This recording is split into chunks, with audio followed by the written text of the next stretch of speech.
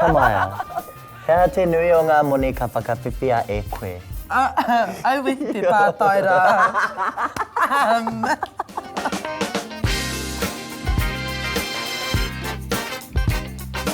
He hanga ua-uatanga mo te pātai mo te kakinga moni. I ngā wā katoa I a koe e kōrero ana mo te moni, he kōrero tapu tēnā. They're like, yeah. Mataku! Yeah. He pātai tāku. Ka tae au tahi moni anō koa.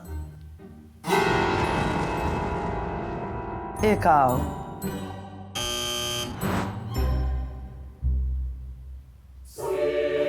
Looks like you need some help.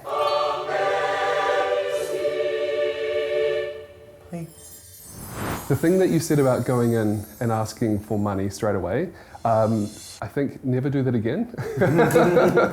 Noted, yes. Yeah.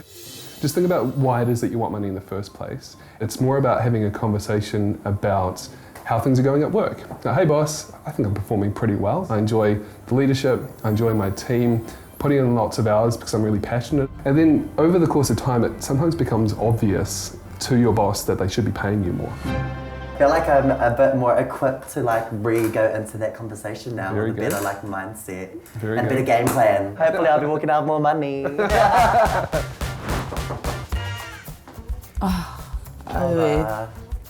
He ana kia kōrero. Make sure you're really prepared in advance. So think about it, why it is that you want more money. If you're nervous, you probably want to tell yourself that you're excited. Kind of reframe that sense of anxiety to more of an excitement. I te whakaroa and, kua roa taku noho ki konei ki tēnei kamupene. Pūkenga, te hikinga o aku pūkenga I konei. Don't just ask for the money straight out. Consider it part of a package of your employment. So things such as aspirations for the future, building up your leadership ability, taking on more responsibilities. Kia oku whakaro koe tetahi o ngā tino mene o tēnei kamupene. I te whakaro au, mena rānei e tae ana kia riro I etahi moni I tetahi pay rise. Just be normal, consider it a conversation. You're not going to be in a boardroom setting. It's a nice conversation with your boss. Tēnā koe boy, mo te hoki mai, te hiki nei o pōro te pātai mai ki au. Ka hui tahi ai tāua, kia whai rautaki mau te whiwhi moni. Kau e tangi anō ki roto e takitari, ne? Don't expect it to go perfectly.